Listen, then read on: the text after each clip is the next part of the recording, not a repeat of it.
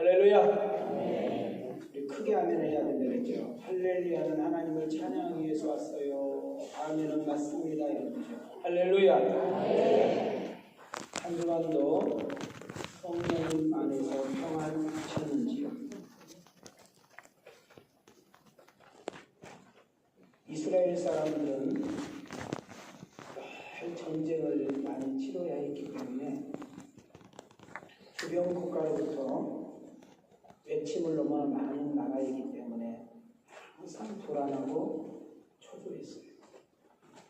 그래서 그 사람들이 서로 아침 저녁으로 만날 때 손을 들고 샬롬, 평안을 빈다, 이런 이야기를 했어요. 헬라어에서는 그것이 평화라는 단어가 에이레네라는 단어를 쓰고 있어요. 우리나라도 마찬가지로 있습니다. 북한에서 계속 풍선 다니고 정치인들 보면 맨날 선박질만 하고 있죠. 경제는 곤두박질하고 있죠. 학업 문제는 심각하죠.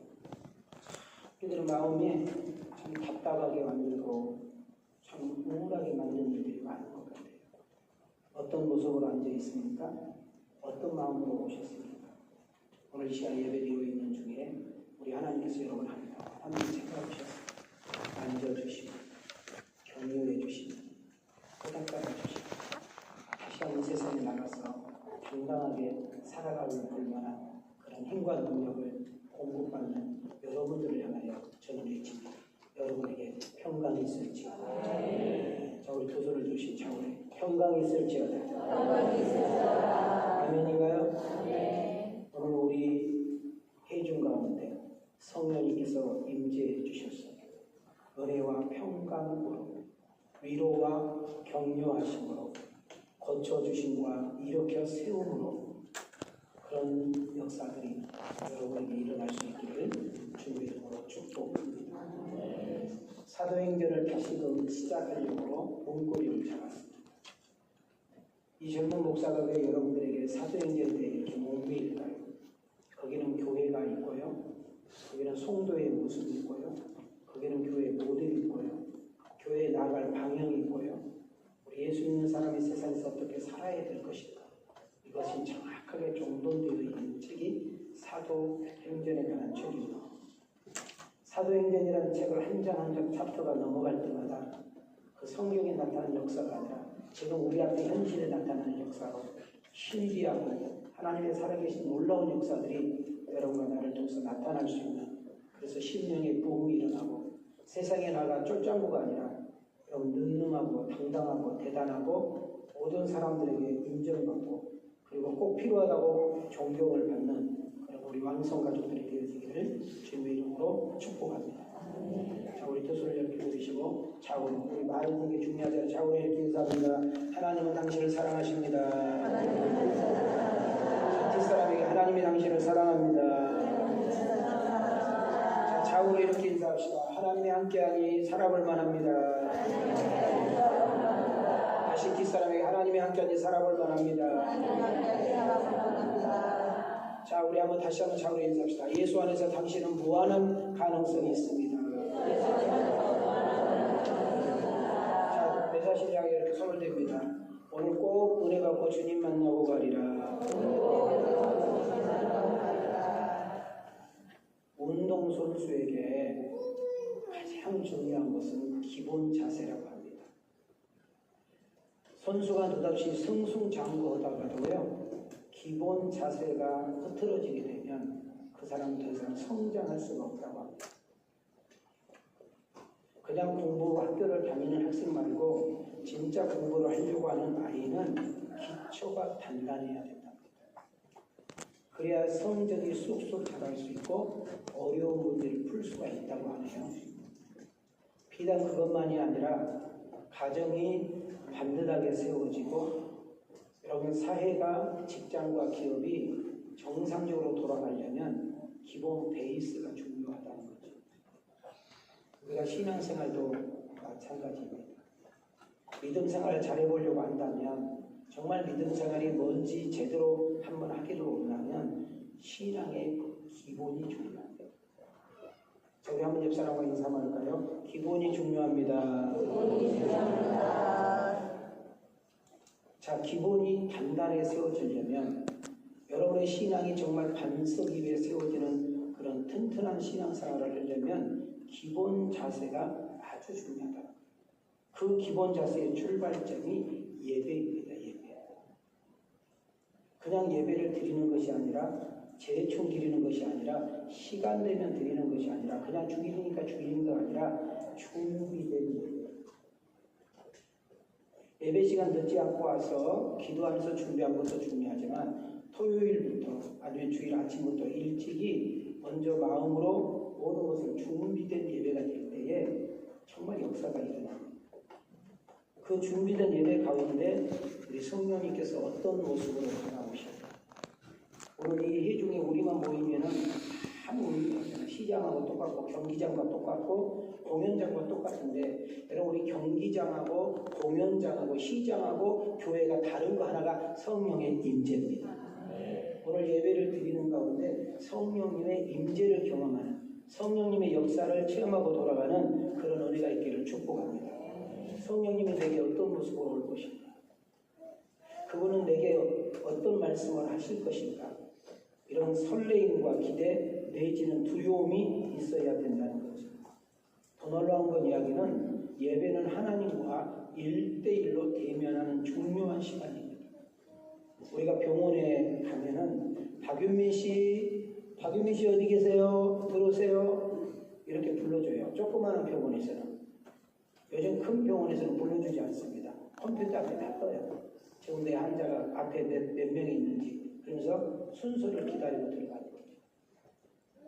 자, 그러면 방에 아무리 유명한 의사도 우리 대면하는 방은 한 2평 정도밖에 안 되는 조그마한 방이에요.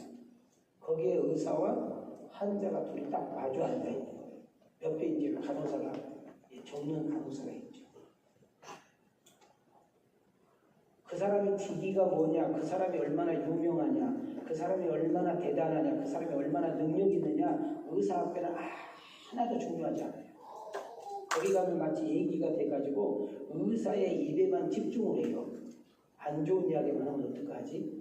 혹시 나쁘다는 소리 들으면 어떻게 하지? 혹시 암은 아닌가? 막 이런 거 있잖아요. 마찬가지예요. 예배를 드릴 때 여러분들은 뭐 꽃꽂이 이런 거 볼 필요가 없어요. 오직 하나님만을 대면해서 그분이 지금 내게 무슨 말을 하실 것인가만 집중하고 있으면 여러분 그 말씀이 내게 위로가 되고 내게 격려가 되고 나를 일으켜 세우고 제 삶에 있고 다시 능력이 있고 세상에 살아갈 수 있는 모든 문제의 해답이 말씀 속에 있는 줄 믿습니다. 모든 문제의 해답이 말씀에 있기 때문에 말씀 안에서 응답을 받고 해답을 찾고 돌아가는 것입니다. 여러분 오해하지 마시고 여러분 정확하게 정돈해야 될 것이 뭐냐면 교회에서 봉사하는 것보다 교회에서 열심히 사역하는 것보다 분주하게 바쁘게 움직이는 것보다 더 중요한 것이 예배예요. 주차위원 중요하죠. 차량위원 진짜 중요하죠. 안내 보신 분들, 방송에서 도우신 분들, 여러분 악기팀들, 찬양팀들, 성가대원들, 헌금위원들 다 중요해요. 이렇게 세팅이 돼서 예배가 되죠. 그러나 그 사역 때문에 그 일 때문에 우리가 예배를 놓쳐버린다. 우리가 예배를 실패하게 된다면 모든 것이 실패하게 됩니다. 결국 예배 실패가 신앙 실패로 가게 되고 신앙 실패가 결국 인생 실패로 이루어집니다.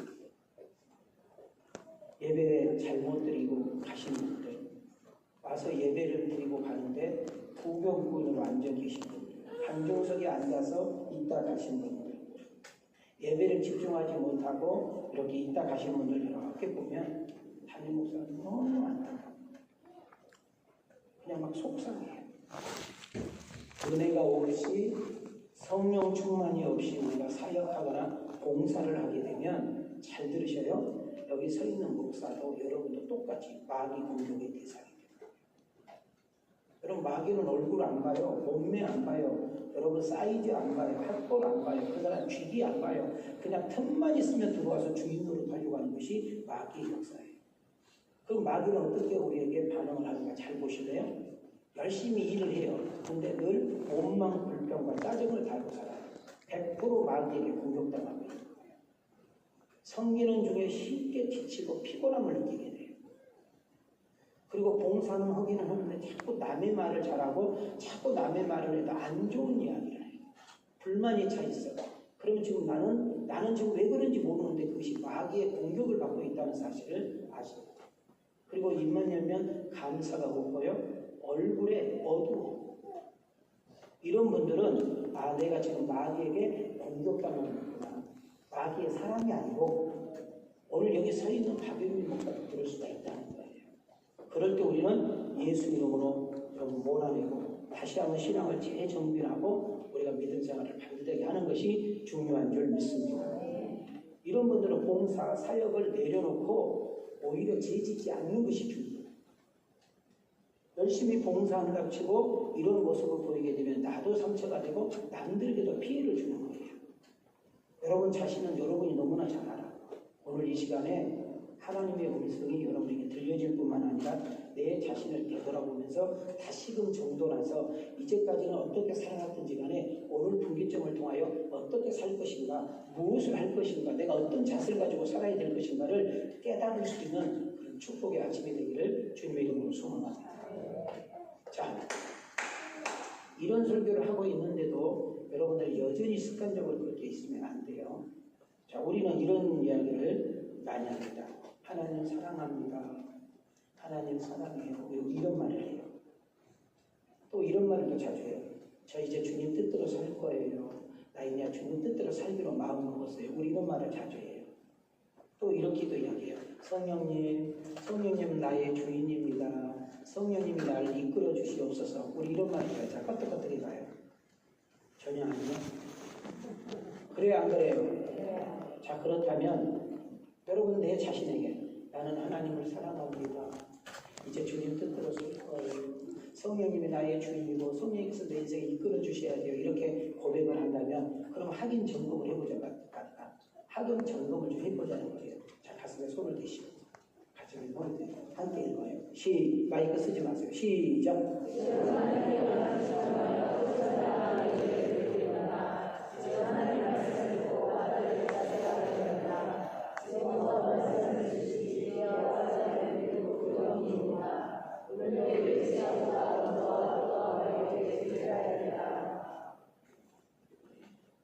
여러분 이 말에 여러분은 답을 하셔야 돼요. 혹시 오늘 아세요? 이렇게 지금 저를 보고 있어요. 앉아 있어요. 근데 여전히 형식적으로 습관적으로 아무 생각 없이 앉아 있지는 않습니까? TV 보면 안 졸리는데 영화 보면 전혀 안 졸리는데 누가 보면 막 세상 이야기하면 안 졸리는데 남 안 좋은 이야기 할 때는 안 졸리는데 왜 말씀 들릴 때만 졸릴까? 왜 말씀 들을 때만 멀쩡했던 내가 졸릴까? 여러분 이런 고민 한번 안 해보셨을까요? 여러분이 마귀 사람이 아니라 마귀가 여러분을 정확하게 그걸 약점을 공격하고 있는 거예요. 그러기 위해서 우리는 어떻게 해요? 토요일날 좀 일찍 자고 좀 잠도 좀 자고 가서 예배를 좀 잘 드릴 수 있도록 이게 중요하죠. 그러나 이상하게 예배 시간만 되면 내가 집중하지 못하고 자꾸 존다. 그거는 내가 마귀에게 공격당하고 있는 대상이라는 것을 여러분들이 인지해야 해요. 또 하나, 여러분 저는 어떻게든 이 메시지를 설교를 집어넣어가지고 오려고 무척 애를 써요. 그래도 여기 이제 학교로 오면 생각이 안 나요. 그래서 여러분은 또 이렇게 색칠을 하고 또 밑줄을 긋고 내가 조금 악센트를 내야 될 것을 또 꼬리표를 올리고 그렇게 해가지고 또 서요. 2부 끝나고 나면 또 3부는 또 그냥 또 온 거 보고 나오는 거예요. 그리고 제가 문을 열고 이렇게 나와서 여기 앉을 때까지 뭐라고 나오냐. 성령님 당신만 의지하기를 원합니다. 당신이라면 오늘 여기서 무슨 말씀하기를 원하세요? 제가 거기에 나팔수로만 사용되기를 원합니다. 우리 성도님들이 너무 피곤하고 너무 바쁘고 너무 힘겹게 살다가 오셨는데 몸이 아프고 육체적으로 정신적으로 영적으로 불편하신 분들이 오셨는데 저분들 그냥 가면 안 되잖아요. 오늘 이 예배 한편 속에서 힘을 얻고 다시 일으켜 세우고 지혜를 주시고 세상에 나가서 넉넉하게 싸워 이길 수 있는 힘을 공급받아 갈 수 있는 축복의 예배가 되기를 원합니다. 하고 우리 성가대가 찬양 들을 때 저는 뒤에서 연속 그렇게 기도하고 있는 거예요. 그리고 이제 서요 여기 서면 이제 성령님께 바뀌는 거예요. 제가 여러분들에게 머리가 좋아서가 아니라 어떻게든지 옹고를 안 보고 여러분들 얼굴과 눈과 눈을 마주칠 이유는 여러분 우리가 얼굴을 마주칠 때 은혜가 되는 거거든요. 그러다 보니까 여러분들 제가 손동작을 보게 되잖아요. 손동작을 보게 되면 핸드폰 만지는 거에는 손동작이 갈 수가 없거든요. 그래서 제가 나가서 인사할 때 내가 간혹 한 서너 명한테 그래요. 오늘 핸드폰 이렇게 서너 번이나 보냐. 아니 오늘 핸드폰에 2번 보는데 그러면 뒤로 낮아빠지는 거예요. 저 구석되게 있는 내가 그걸 어떻게 봐요? 왜? 내가 여러분들을 보면서 설교를 하기 때문에. 그래서 제가 그런 이야기 했잖아요. 우리 성현이 형제가 군대 가서 천유가 나왔는데 저한테 제일 궁금한 걸 물어봤다고 했잖아요. 보초를 딱 섰대요. 인제에서 하늘이 촘촘한 밤하늘. 혼자 서 있으니 둘이 서 있으니까 얼마나 조용하고 고요하겠어요. 근데 나갔었는데 그 보초서는 내가 왜 생각나? 근데 우리 아빠가 꼴등이라고 했는데 IQ가 98이라고 했는데 금방 듣고 잊어버린다고 했는데 어떻게 설교는 그렇게 반복할 수 있지? 그걸 또 그래 나한테 와서 물어보는 거예요. 우리 성도님들이요 너무 열심히 살아요. 눈물 곁도록 열심히 살아 제가 볼 때는. 그래서 우리 교육자들에게 사례비 많이 주지 못해도 목사님들한테 성도들의 눈물이야, 성도들의 땀이야, 기도할 때 꼭 성도님들을 위해서 기도해줘. 그런 이야기를 제가 많이 하거든요. 여러분들이 회사에서 아침부터 저녁까지 때로는 알바 2개, 3개 뛰면서 먹고 산다고 노력하잖아요. 마찬가지로 박인 다니는 그냥 머리가 나쁘니까 남들보다 더 노력하고 모든 것이 설교예요. 모든 것이. 그래서 느낄 때마다 깨달을 때마다 하나님께 주신 메시지를 컴퓨터에 핸드폰에다 집어넣어놨다가 그걸 모아서 밑에 사무실에 보내주고 우리 사무실 목회자한테 정리해서 올려주고 그래야 또 가지고 정리하고 그러는 거예요. 그러다 보니까 일단 설교를 그렇게 준비하니까 머리에 이제 들어가는 거잖아요.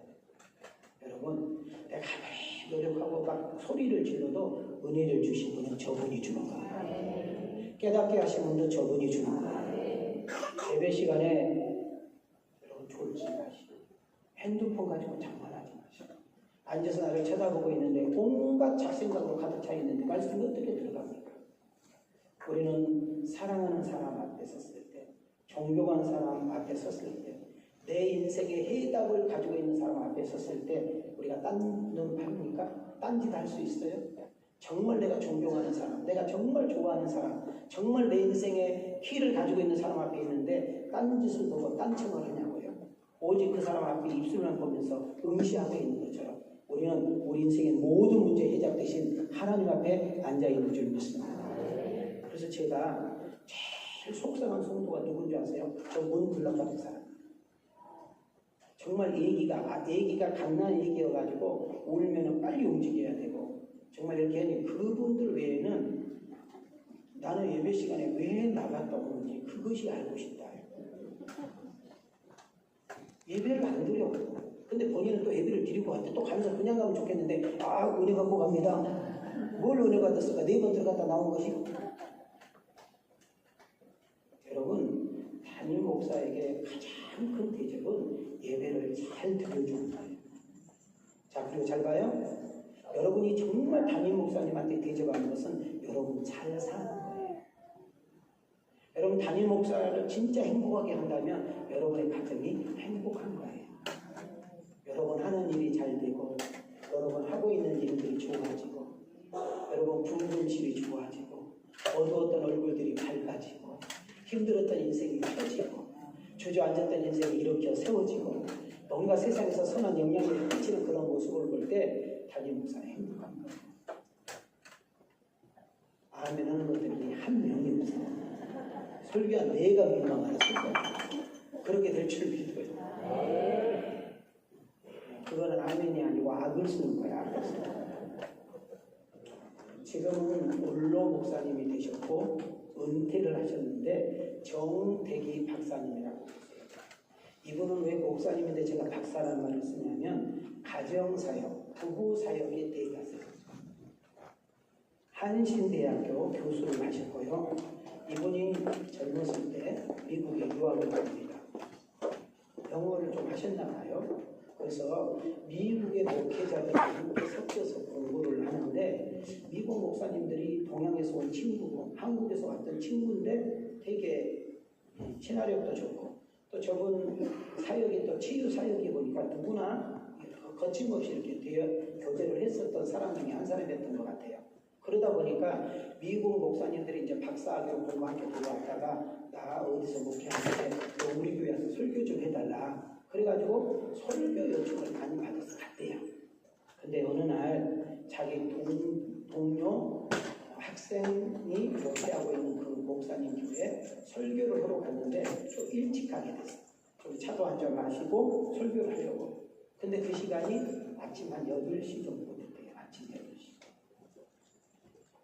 자, 이제 교회를 딱 이제 가고 이렇게 가는데 가장 먼저 맞닥뜨린 사람이 누구냐면 청소하고 있는 사람이에요. 청소. 근데 이 청소를 하는데 그냥 청소를 하는 것이 아니라 콧노래를 부르면서 막 춤을 춰가면서 이 걸레질을 하고 있으니까 이 정대기 목사님이 뒤에서 오랫동안 좀 응시를 했대요. 야, 우리는 교회에서 돈을 받고 교회 관리를 해줄 사람은 사찰집사라고 그러거든요. 아이고 교회 참 사찰집사 잘 썼나 보다. 교회 관리직이 참 열심히 하네. 그러고 이제 올라갔어. 올라가서 담임 목사님 실에서 그 담임 목사님한테 말을 했대요. 무슨 목사님, 교회 관리집사 잘 썼네. 어? 우리 관리집사 없는데요? 아, 여기 밑에서 청소하고 있는 그분 있잖아. 막 웃으시더래. 그분은 관리집사가 아니고 우리 교회 장로님이야. 한 40대 정도 보이던데 이제 이런 거예요, 목사님. 에이 참나, 81살이요. 네? 81살? 근데 자기가 좀 오랫동안 응시할 때가 있잖아요. 근데 40대로 보이던데? 근데 세상에 어쩜 이렇게 청소를 하는데 막 그렇게 춤을 춰가면서 막 콧대를 부르면서 그렇게 할 수 있어? 근데 이분 간증을 하는데 잘 들어보세요. 그분은 바우서라는 따르다 바우서 이름이 바우서예요. 바우서라는 장로님인데 40년 동안 장로님 생활하다가 얼마 전에 은퇴하셨지. 근데 그분은 노벨상을 받은 사람이야. 2장상이 아니고 강주시장상이 아니고 무슨 상? 여러분 노벨상 우리나라에 딱 하나 김대중 대통령이 받았잖아요. 그것도 왜 받았는지 나도 몰라요. 노벨상 알아요? 근데 그분이 뭐 하는 분인데 노벨상을 받았어? 그랬더니 물리학. 뭐라고? 물리학으로 그분이 세계 대가야. 그분은 교수뿐만 아니라 미국의 유명한 대학 총장을 오래 하셨어. 자 봐요. 노벨상을 받으신 분이고 여러분 유명한 대학 총장님이시고 교회 장로님을 40년 동안 하신 분이 청소를 몇 년 하느냐? 40년 동안 하셨어요. 청소를. 그래서 이제 이 정대기 목사님이 또 물었대요. 근데 어떻게 청소를 하는데 저렇게 즐겁게 저렇게 행복하게 이렇게 하느냐. 이분이 40대 하나님을 인격적으로 만났어요. 예수 믿으니까 너무 좋은 거예요. 박사가 좋은 것이 아니라 대학 총장이 좋은 것이 아니라 노벨상 받은 것이 중요한 것이야. 예수 믿으니까 너무 행복한 거예요. 그래서 기도했는데 하나님 내가 이렇게 좋은데 내가 당신을 위해서 뭘 했으면 좋을까요? 세상 명예 영화 다 가지고 있는 사람이잖아요. 그래서 교회에서 가장 힘들어하고 교회에서 가장 하기 싫은 일이 뭔가 봤더니 청소를 하고 그래서 그때부터 청소를 했는데 몇 년 했다고? 자 나이가 몇 살이라고? 81살. 올해만 교수하고 때려칠 거야. 올해 성가대가 내 인생의 마지막이야. 81살.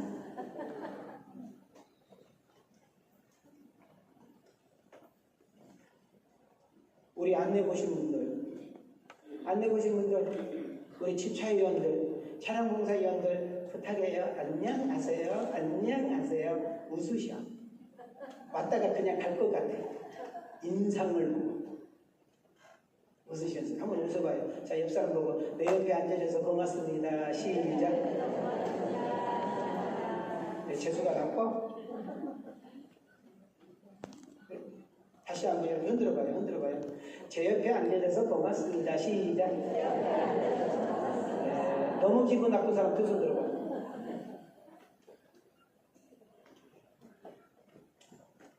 예수 믿는 것이 너무 좋고 너무 신나고 너무 행복해서 내가 하나님 앞에 뭘 하면 좋을까 하다가 청소를 하기 시작했다. 제가 우리 교회 여전도한테요, 밥 좀 하자고. 이제 코로나 끝났으니까 밥 좀 해먹자고. 한 5번 하다가요, 인상을 보고 멈췄어요.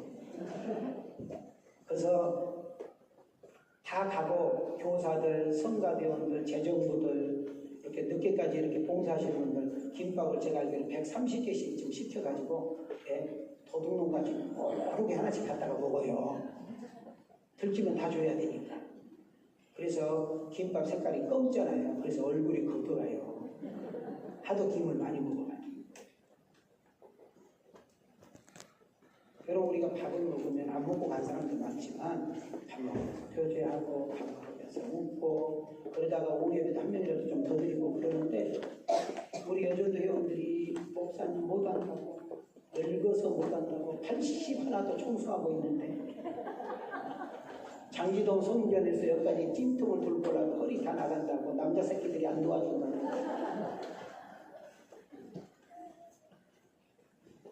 내가 오늘 이 자리에 안선호 권사가 없어서 하는 이야기예요. 이 말은 내가 다시 한번 이제 개인적으로 안 되거든 공개적으로 이야기하는 거예요. 근데 해서 뭐 밥도 뭐 주는 것도 아니에요. 무슨 피라민 밥도 그런 피라민 밥이 없어. 그냥 북안에다 김치 하나 주면서도 그렇게 일세를 하는 거예요. 그래도 밥을 안 하면 포기하세요. 저는 이 바웃이라는 여러분 그 장로님 이야기를 들으면서 참 우리의 모습은 어떤지, 우리의 신앙은 어떤지 한번 이렇게 좀 되돌아볼 수 있는 그런 시간이 되었으면 좋겠습니다. 여러분은 예수 믿기 전과 믿고 난 후에 달라진 것이 있다면 뭐가 달라졌을까요? 정말 예수 믿는 것이 즐겁고 기쁘고 흥분합니다. 저는 개인적으로 목사지만 헌금하는 시간이 제일 행복해요. 저는 헌금이 좀 드릴 것이 많잖아요. 막 잠이 안 와요. 하나도 이해가 안 돼요. 여러분 이웃들이란 말은 내 배우자, 내 자식들, 내 친구들, 내 동료들을 이웃이라고 부르거든요. 이웃들이 나를 보고 너 예수 믿더니 너 교회 다니 달라졌어. 야, 너 어쩜 이렇게 달라질 수 있니? 얼굴이 달라졌어. 야, 너 거짓말 안 한다. 너 술 끊었네. 너 어쩜 약속 잘 지켜. 너 옛날에 커피 한 잔 먹어서 밥도 산다. 혹시 그런 소리 들어보셨나요? 야, 너 교회를 다니더니 너 예수 믿더니 얼굴이 밝아지고 행복한 얼굴이 되었다. 야, 너 말하고 행동하는 거 거칠지 않네? 너 부드러워졌네? 야, 너 어쩜 그렇게 말을 좋아졌어? 이런 소리 혹시 들어본 적 있습니까? 야, 너는 교회 왜 다니니?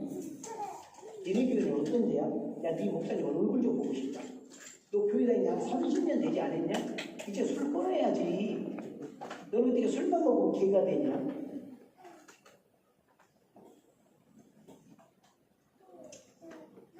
예수를 믿고 은혜를 받고 새 사람이 되면 참 희한하죠. 가치관이 바뀌고 물질관이 바뀌고 행복관이 바뀌고 성공관이 바뀌고 내세관이 바뀌고 모든 것이 바뀌는 역사가 일어나는 것입니다.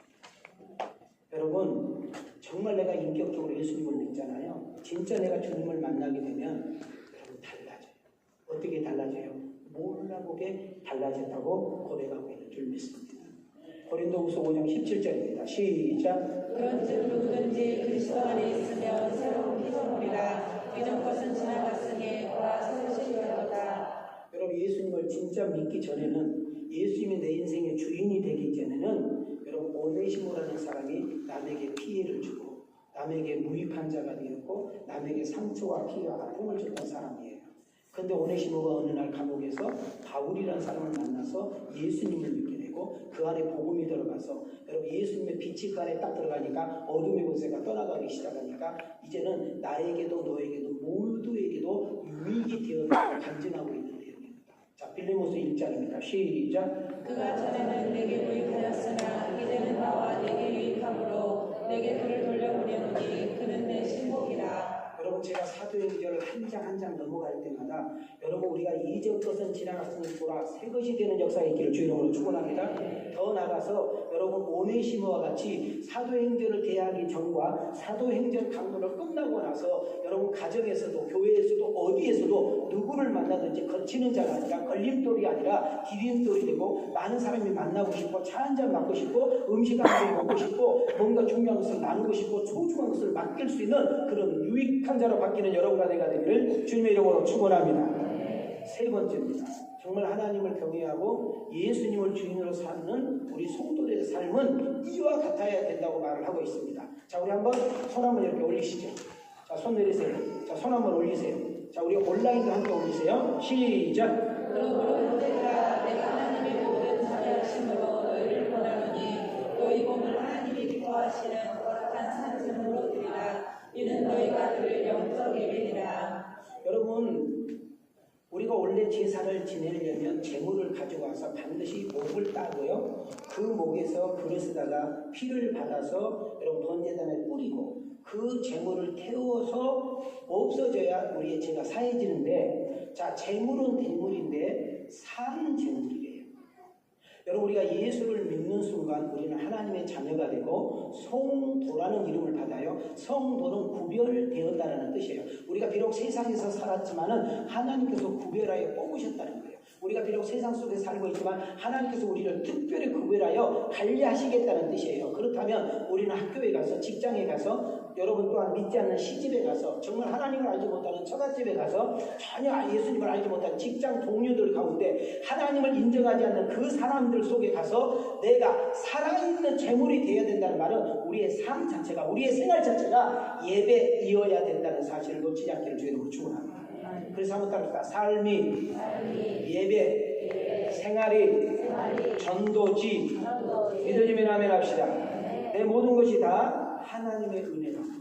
옛날에는 내가 똑똑해서 내가 잘 살아서 내가 열심히 해서 내가 운이 좋아서 내가 줄을 서서 내가 처갓집을 잘 만나서 내가 시집을 잘 만나서 내가 남편을 잘 만나서 내가 친구를 잘 만나서 내가 이런 일을 해가지고 내가 저런 일을 했는데 여러분 우리가 사도행전을 한 장 한 장 넘어갔다가 내 주제 파악을 하게 되고 내가 얼마나 약한 사람인지 내가 얼마나 미련한 사람인지 내가 얼마나 연약한 사람인지 내가 얼마나 부족한 사람인지 내가 얼마나 모자란 사람인지를 인지하고 우리는 입만 열면 하나님 은혜가 있어야 됩니다. 하나님이 도와주셔야 됩니다.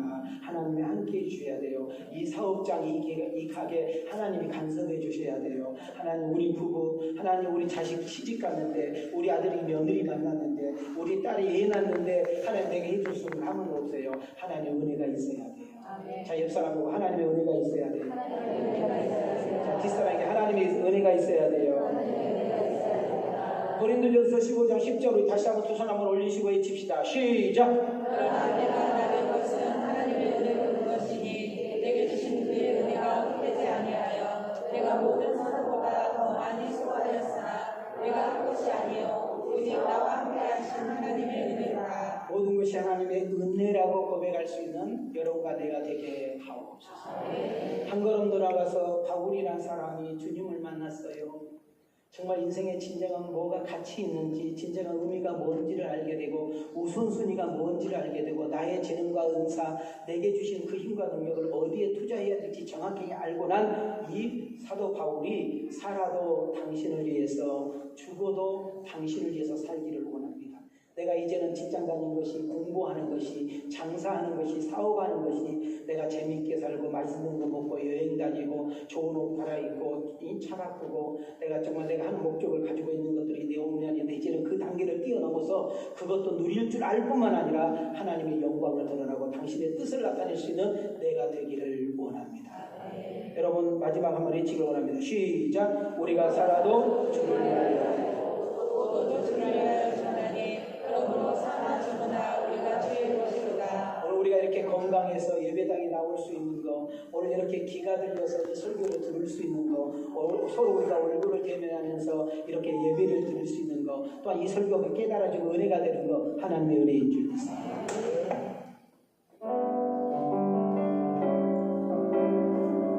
우리 가슴으로 우리 가슴에 손을 내시고 은혜 아니면 살아갈 수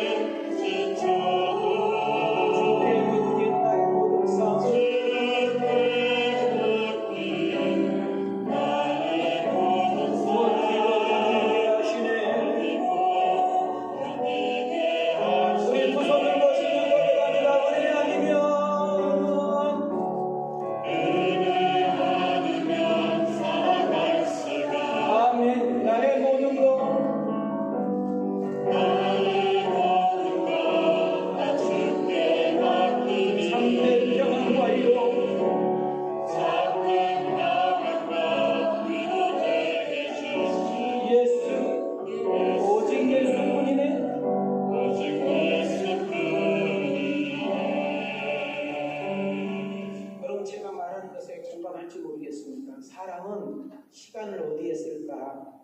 사람은 돈을 어디에 먼저 쓸까?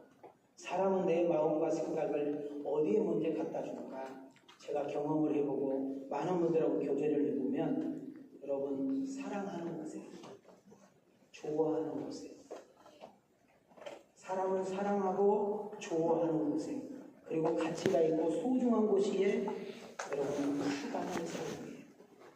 힘들게 번 돈을 써요. 그리고 우리의 마음과 생각을 그쪽으로 향하게 되는 것입니다. 그리고 더 나아가 거기에 인생을 걸게 되고 맡기게 되는 것을 볼 수 있습니다. 저는 오늘 여러분 사도행전 10장 베드로가 고넬료의 집에 가서 설교했던 긴 내용을 짧게 읽게 해줬어요. 저는 오늘 이 설교는 다음 주일날 하는 것으로 하고요. 베드로에 대한 이야기를 지금까지 쭉 해왔거든요. 이제 2장만 지나가면 12장인데 12장 되면 베드로는 바라온과 함께 역사적으로 사라지게 됩니다.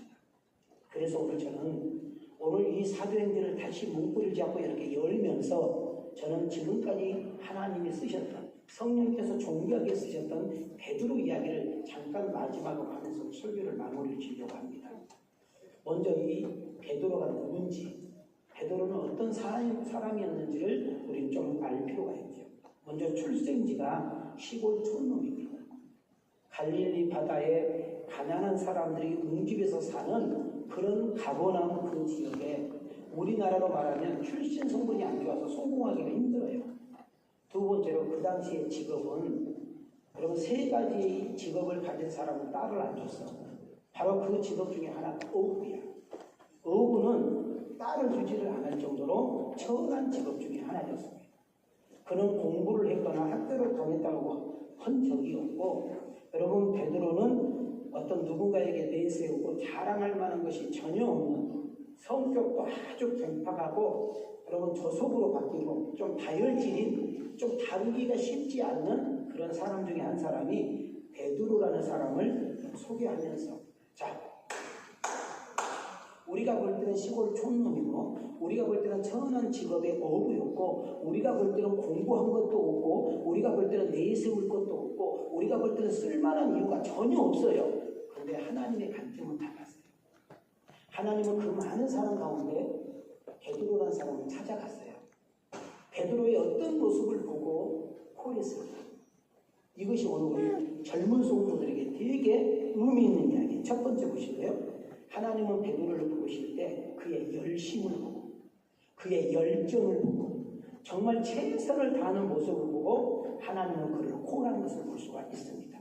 자, 시작. 시몬이 대답하여 이르되 선생님. 읽으세요. 시작. 시몬이 대답하여 이르되 선생님, 우리들이 밤이 새도록 수고하였을 때 잡은 것이 없지만은 말씀에 의지하여 내가 그물을 내리리이다 하고. 저는 사도행전 강론을 하면서 우리 왕성교를 출입하는 성도님들, 여러분이 정치를 하시든 사업을 하든 장사를 하든 공부하는 학생이든 아니면 알바를 다니든, 여러분 비록 회사에 가서 아무도 없는 곳에서 청소를 하든 간에 우리 예수 믿는 사람들의 기본 베이스가 성실이에요. 열심이에요. 최선을 다하는 모습이에요. 야, 예수 믿는 사람은 다른 거 모르겠어. 열심은 하나 있어. 정말 저 사람 내가 다른 걸 모르는데 열정은 있어. 야, 저 사람 하나 맡기면 책임지고 해. 저 사람 자르고 절대 안 돼. 이렇게 평가를 받을 수 있는 것이 우리 크리스찬의 모습이어야 될 줄 믿습니다. 아내 낳는 것들이 2명 있는데 더 잘릴 것 같아. 두 번째로 예수님께서 베드로를 이렇게 찾아가서 부르실 때 베드로가 뭘 하고 있느냐에 우리는 주목하실 필요가 있어. 자, 마태복음 4장 18절입니다. 시작. 갈릴리 해변에 다니시다가 두 형제 곧 베드로라 하는 시몬과 그의 형제 안드레가 바다에 그물 던지는 것을 보시니 그들은 놀라. 자, 여기서 빨간 것만 보세요. 지금 베드로가 지금 고기를 잡고 있는데 여러분 보세요. 밤이 새도록 밤새도록 그물을 던졌어요. 여러분 고기 많이 잡으면 진짜 집에 가볼지. 그러니까 지금 예수님이 나타나고 있는 그 현장에는 베드로가 지금 고기를 많이 잡았어요? 많이 못 잡았어요? 본이 많이 못 잡았으니까 지금 밤이 맞도록 아침이 지금 다가오도록 구물질을 하고 있는 여러분 어떤 일에 우리가 뭘 할 때 안 됐을 때 뭔가 어긋났을 때 뭔가 뜻대로 되지 않을 때 부부 문제가 생겼을 때 여러분 회사에 가정에 일터에 어떤 문제가 생겼을 때 우리 쉽게 넘어지고 쉽게 포기해버리고 도피하고 숨어버리는 인생이 아니라 끊임없이 도전하고 다시금 일어나고 끊임없이 도전하고 다시금 일어나면서 우리 입만 가지고 우리 열정만 가지고 안 될 때 우리는 무릎을 꿇고 조용하게 하나님의 은혜를 구할 수 있는 그런 지혜까지 있기를 주의 이름으로 축원합니다. 한 걸음 더 나가요. 그럼 베드로는 어구는 어구인데 배를 가지고 있는 선주예요. 선장과 선주는 다른 거 아시죠? 선주는 배 주인이란 말이에요. 이래봬도 베드로는 뭐 어마어마한 부자는 아니지만 어구 가운데 그래도 꽤나 잘 산 사람이었던 거예요. 근데 어느 날 예수님이 찾아와가지고 베드로에게 찾아오셔. 그리고 베드로에게 말을 걸으셔. 그리고 거기서 인격적으로 예수님을 만나요. 자, 지금 베드로하고 예수님이 지금 처음 만났어. 말 한번 섞여본 적이 없어. 지금 이분이 누군지도 모르고 어떤 일을 하는지도 몰라. 근데 와가지고 이렇게 말을 하는 거예요. 야, 저 깊은 곳에 그물 한번 던져볼래? 이랬단 말이지. 야, 베드로는 누구냐면 바다의 전문가야. 고기 잡는 달인이야. 어렸을 때부터 여기서 나와서 수십 년 동안 고기를 잡았기 때문에 이 바다 사정을 너무나 쫙 깨고 있어. 어느 시간에 어디가에 고기가 몰려있고 어느 시간에 거기다 고기가 없는 것까지 그 고기의 그 물줄기까지 정확하게 알고 있는 사람인데 아니 방금 전까지 밤새 그물을 던져가도 고기를 못 잡았고 지금 예수님이 그 시간에 그물을 던지랄 때 거기는 고기가 없어. 근데 이렇게 말을 대답을 해요. 내가 방금 전까지 아니 밤새도록 내가 여기다 그물질했는데 고기를 잡지 못했다. 근데 당신이 누구인지 나는 알 수 없지만 당신이 어떤 사람인지 내가 알 수 없지만 지금 당신이 왜 이런 말을 하는지 모르지만 당신의 말에 그 힘에 의지해서 내가 한번 내려보겠다 했는데 어떤 일이 벌어져요? 자기 배만 가득 찬 것이 아니라 동무의 배까지 가득 채워지는 것이 일어나잖아요. 자, 여기서 중요한 메시지가 나갑니다. 여러분과 나의 인생에서 놀라운 성공의 길은 나의 고집대로, 나의 생각대로, 나의 지식과 나의 알량한 자존심대로 사는 것이 아니라 인생의 어려움을 딱 클로즈가 생길 때, 인생이 어떻게 갈 바를 알지 못할 때, 나의 약함과 나의 모자람과 나의 부족함에서 어떻게 해야 될지 모를 때 우리는 하나님 말씀을 끌어당겨서 그 말씀은 곧 하나님이시고 그 말씀은 곧 예수 그리스도시고 그 말씀은 곧 보이사 성령이니 하나님 나의 가는 길을 하나님 내가 하는 일을 지금 내가 하고 있는 일을 간섭하시고 도우시고 역사에 주셔야 되겠습니다. 당신이 도우신다면 당신이 함께 한다면 당신이 일이라면 내가 말씀을 위하여 순종해 내리겠습니다. 여기까지 갈 수 있는 사도행전의 강의를 통하여 여러분의 신앙이 여기까지 갈 수 있는 은혜가 있기를 주의 이름으로 축원합니다. 자, 손을 이렇게 들으시고 손 내리세요. 내가 한 명도 그냥 못 가게 만드는 거다. 손 들으시고 자, 읽으십니다. 시작. 그렇게 하니 고기를 잡은 것이 심히 많아 그물이 찢어지는지라 이에 다른 배에 있는 동무들에게 소식하여 와서 도와달라 하니 그들이 와서 두 배의 세움에 잠기게 되었더라. 베드로가 여기서 거꾸로 줍니다. 도대체 당신은 누구시에요?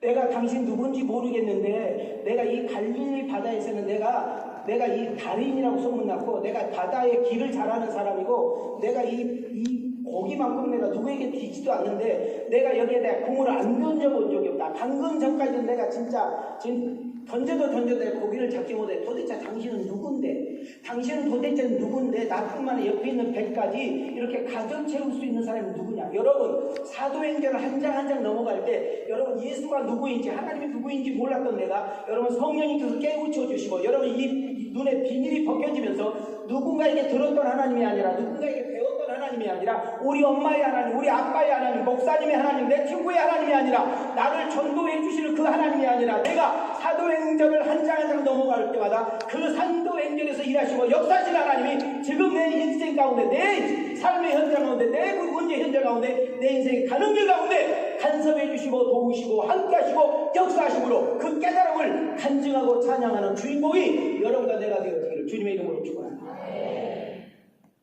이것 때문에 내가 사도행전을 목숨을 거는 거예요. 사도행전 책을 끝나고 나면 나는 우리 왕성교회가 놀라운 변화가 일어나기를 원합니다. 교회가 단단해지기를 원하고, 여러분이 교회를 왜 다녀야 되는지, 왜 수로 예민돼야 되는지, 내가 돈을 왜 벌어야 되는지, 왜 열심히 살아야 되는지, 우리가 세상에 도대체 어떻게 살아야 되는지를 정확하게 종론하여 여러분이 서 있는 곳에 어둠이 물러가고, 여러분이 서 있는 곳에 사람들이 몰려들고, 여러분이 손대는 것마다, 여러분이 머무는 곳마다 하나님의 놀라운 은혜와 성령의 도우심 가운데 축복과 은혜의 동로자가 내가 되기를 원하시면 두 손 들고 합니다. 지 멋대로 살기를 원하는 사람 두 손 들고 합니다. 가슴에 손을 대시죠. 띄워줘. 읽으세요. 시작. 예수 믿고 신앙생활할 때 중요한 것이 뭘까요? 하나님 말씀이 잘 이해가 되든 안 되든, 하나님 말씀이 내 환경과 형편에 맞든 안 맞든 간에 내 생각, 내 경험, 내 지식, 내 상식, 내 고집보다는 믿음으로 말씀에 억지로라도 순종하면 기적을 맛봅니다. 이웃과도 살려고 도와주게 합니다. 이 간증이, 이 은혜가 나에게 상관 있기를 원하십니다. 예수님께서 베드로를 만나서 기적을 체험한 다음에 말을 걸어요. 너 나 좀 따라올래? 내가 너를 사람 남는 사람으로 쓰고 싶은데. 자, 베드로의 직업이 뭐예요? 어부잖아요. 어부가 하는 일은 뭐냐면 살아있는 교회, 팔딱팔딱 뛰는 교회. 여러분 생동감 있는 고기를 잡아다가, 그 당시에는 냉동이 없잖아요. 그렇다고요. 그 당시에는 여러분 관리하는 것이 어렵다 보니까 살아있는 고기를 잡아다가 죽여서 시장에다 파는 거잖아요. 자, 빨리 껐다 그죠? 그럼 사람을 낚는 어부는 뭐예요? 우리는 죄로 인해서 죽고, 죄로 인해서 심판을 받고, 죄로 인해서 지옥을 가야 되고, 전혀 희망이 없고 가능성이 없는 인생들에게 예수가 그리스도라고, 예수만이 참 행복이라고, 예수만이 참 기쁨이라고, 예수님만이 참 구원이라고 전할 때 죽은 자를 살려내고, 지옥 간 자를 천국 가게 만들고, 마귀의 종로를 하고 있는 자가 하나님의 자녀로 되는 일에 쓰임을 받는 사람을 낚는 업으로 내가 너를 써야 되겠다. 4장 19절 과 20절입니다. 시작. 말씀하시되 나를 따라오라. 내가 너희를 사람을 낚는 어부가 되게 하리라 하시니 그들이 곧 그물을 버려두고 예수를 따릅니다. 여러분, 전도하실 거 아니라 전도를 하게 되는데, 밥 한 번 사봐, 커피 한 번 사봐. 뭐 이렇게 사람이 쫀쫀하게 인생 그렇게 사냐? 주머니에 돈이 들어가면 나오지가 않아요. 왜? 열이고성이라. 근데 내가 은혜를 받고 되니까요, 나도 모르게 주머니가 열리면서 차를 사주게 되고, 밥을 사주게 되고, 입만 열면 악한 소리, 거짓말 소리, 남 비방한 소리만 했던 내가 어느 순간 나도 모르게 그것이 없어지고, 만나면 누군가를 격려해주고 축복해주고 누군가를 이루어주니, 주변에 사람이 하나도 없었는데 어느 순간 사람들이 몰리기 시작하고, 사람들이 동료가 많아지게 되니, 예수라는 인자는 부끄럽고 창피해서 말도 못했던 내가 나도 모르는 가운데 예수 믿으면 너무 좋아요. 예수 믿으니까 너무나 달라졌어요. 예수 믿으면 이렇게 좋답니다 하고 나도 모르게 예수님을 전하는 사람이 되었으니, 나를 보고 있는 사람, 오랫동안 함께 있었던 지인들, 가족들, 친구, 동료들이 나도 네가 다니는 교회 다니면 안 되겠니? 나도 네가 다니는 그 예수 믿으면 안 되겠니? 이렇게 말하게 하는 역사가 사도행전 강론을 통해서 여러분께서 나타나는 그런 은혜가 있기를 축복합니다. 자, 우리 손을 이렇게 들으시고 옆 사람 보고 지금까지 집이 들으라고 하는 설교예요. 시작. 너무 길어? 지금까지 집이 들으라는 설교예요? 나 들으라고 설교예요? 아이고, 우리 성가대가 아주 뚫어지게 살아요. 설교 들리세요? 말씀을 마치려고 합니다. 제가 오늘 설교가 뭐냐면 사도행전 10장 그 읽었던 내용을 해야 되는데, 사도행전 12장에서 베드로가 끝나고 없어지니까 도대체 그 베드로가 누구가, 이렇게 하나님께서 유대하게 쓰셨던 그 베드로가 도대체 어떤 사람이는가. 베드로를 보면서 나도 가능성이 있구나. 베드로를 만나주신 하나님 나를 만나주시고, 베드로를 통째로 바꿔주신 하나님 나를 통째로 바꿔주시고, 그 쫄짜구 같은 그 베드로를 하나님께서 만들어서 쓰시니, 여러분 세계가 뒤집어지고 고울이 뒤집어지고 도시가 뒤집어진 것처럼 하나님 나도 예수 안에서 가능성이 있고 희망이 있네요.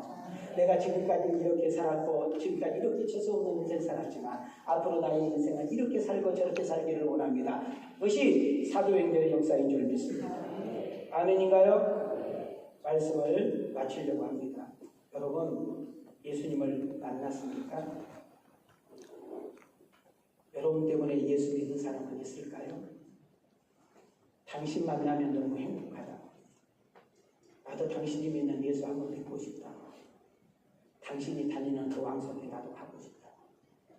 당신 교회는 그렇게 헌금을 받는다고 생각하는데, 당신 교회는 그렇게 헌금을 투명하게 생각하는데, 당신 교회는 교인들이 그렇게 돈을 집행한다는데, 나도 당신 교회 가서 멋있게 하고 살고 싶다고 그런 소리를 들어본 적이 있나요? 여러분은 진짜인가요? 가짜인가요? 여러분 교회에서만 하나님을 믿는 척한가요? 세상에는 내 마음대로 요지부동산가요? 오늘 이 시간 여러분 자신을 되돌아볼 수 있게 소원합니다. 전혀 희망도 없고 가능성도 없고 전혀 꿈과 비전도 없는 그 베드로를 하나님께서 뒤집어 버리고 고치고 다듬고 보충하고 채우시고, 그래서 이렇게 위대한 인물로 사용한 거죠. 하나님, 사도행전 강론을 통하여 꿈이 없는 나에게 꿈을 주시고, 앞만 바라보던 내가 미래를 바라볼 수 있게 하시고, 입만 열면 내가 온갖 욕하고 남을 비판하는 나의 입술이 누군가를 축복하고 복음을 전하는 자가 되어 살리는 자가 되게 하시고, 내가 정말로 돈 쓰는 것도 늘 죄 짓는 것만 망할 줄만 있는 돈을 썼는데 이제 돈을 써서 누군가를 살리고 누군가를 세우는 돈이 되게 하시고, 내가 이 알량한 지식을 가지고 사기치고 거짓말하고 남을 못되게 하는 나의 지식이었는데 이제는 가정을 세우고 회사를 일으켜 세우고 만난 이들에게 축복의 통로가 되어지는 놀라운 인생으로 바뀌기를 원합니다. 사도행전의 주인공이 내가 되게 하시고, 사도행전 그 베드로의 인생을 통째로 바꾸신 하나님, 나를 통째로 바꾸셔서 하나님의 이름을 찬양하고 예수 믿는 것이 신나고 재밌는 나의 인생의 삶이 되게 하옵소서. 이 은혜, 이 축복이 여러분과 나에게 있기를 주님의 이름으로 축원합니다. 주님의 이름으로 축복합니다. 은혜 주신 하나님께 영광을 받습니다.